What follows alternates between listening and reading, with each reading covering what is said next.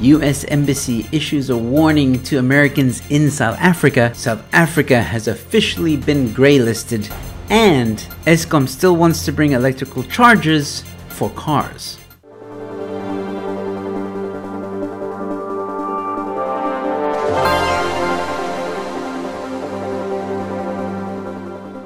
Hello ladies and gentlemen, welcome to the News in 5. I'm your host, Joe Emilio. Yes, ladies and gentlemen, it's been a minute since I've done one of these episodes. Excuse me, I am really sorry, but as I've mentioned before, I am a new dad. So yeah, things are a little bit hectic in the Emilio household, but I am enjoying every moment of it, and the little one takes up a lot of my time, but I promise to try and do these videos as much as possible. Now, I know that some of you probably wanted me to talk about the Director and Eskom situation and all that stuff, but I think a lot of people have been talking about it to death. So I'm not even going to touch that topic, but I will touch some headlines that I think you may have missed over the past week and a half. Without further ado, let's get into it. U.S. Embassy in South Africa issues alert to stock up on food and water. That can't be good. The United States government has warned its citizens in South Africa to stockpile 3 days worth of supplies, including non-perishable food, 3 liters of drinking water per day, and medicine and first aid supplies. It also says it expects load shedding to continue beyond 2023. Now that part should really worry you. What do they know that we don't? But also, if I'm really honest, I think we all know that load shedding is not going to go away anytime soon. Now, there was a part in this article that I thought was pretty interesting because this might be valuable information for those of you that also want to prepare for what they say is an unlikely scenario of, well, a total national blackout. In addition to stockpiling food and water, the embassy offered the following guidance. Have a communications plan for when there is no or limited power, landline locations, external cell phone battery,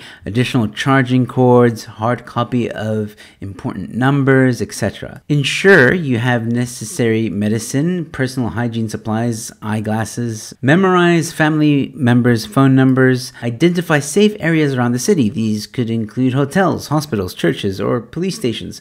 Ha! They clearly haven't heard one of Beketele's speeches. Tomorrow, starting from yesterday, today, tomorrow, and after. Yeah? Store flashlights, batteries, radio, and basic tools in a safe location where all family members have easy access.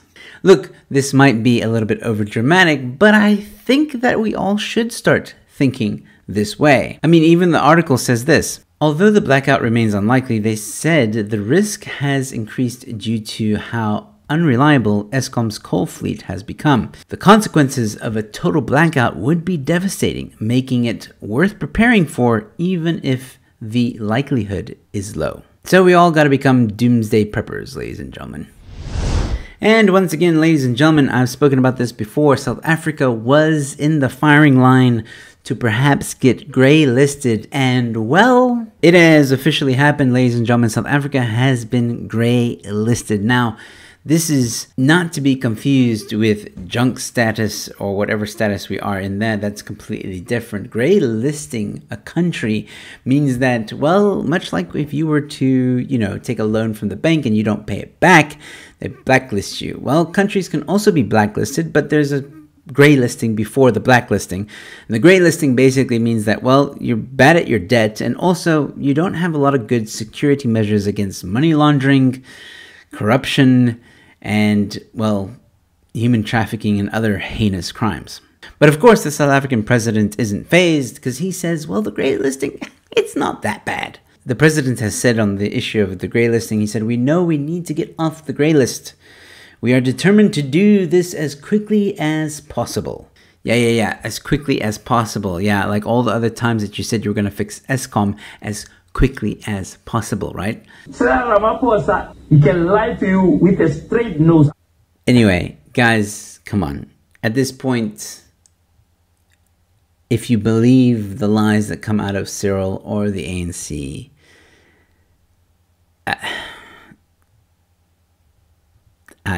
no comment. Alright, ladies and gentlemen, in case you didn't know, over the weekend in Cape Town, there was the Formula E Grand Prix. Now, this is reported to have been a really good thing for the mother city, bringing in or injecting 2 billion rand into the mother city economy. But I'm not really interested in talking about that. What really stole the show, ladies and gentlemen, well, have a listen from my friend Ronaldo House. Hey, what's up guys, it's Ronaldo here. So I'm at the Formula E Grand Prix in Cape Town as the country is experiencing stage 6, stage 7 load shedding. And guess who's got like a little podium here? Eskom is here. And guess what they're doing? They are selling solar panels.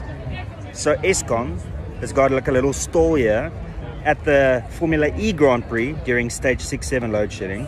And instead of fixing the fucking load shedding, they're telling people to come and buy solar panels. Only in South Africa. Maybe this is a whole thing for Eskom, right? Maybe this is a whole master plan for them, right? Because they said that they're going to tax people who use solar. So now they're giving people the solar so that they can tax them on top of that. But that isn't even the biggest story, ladies and gentlemen. It gets better, worse, I'm not sure. Eskom plans amid load shedding to add more electric car chargers across South Africa. What? What the fuck? When there's like almost 12 hours of no electricity in some parts of this country, when the hell is anyone going to charge their car? When? Just enlighten me. When? You have to wake up at like 1 o'clock in the morning so that you can charge your car. I mean, really, at this point, they're just taking South Africans for a hut. That's all that's happening right now. Well, ladies and gentlemen, if you enjoyed this content, you might enjoy these videos. Let me know your thoughts in the comment section below. What do you think of these headlines? And what do you think of Eskom sponsoring Formula E? I'd really like to hear your thoughts. Once again, thank you guys so much for subscribing. And with that being said, stay safe, be kind to one another, and I'll see you at the next one. Cheers.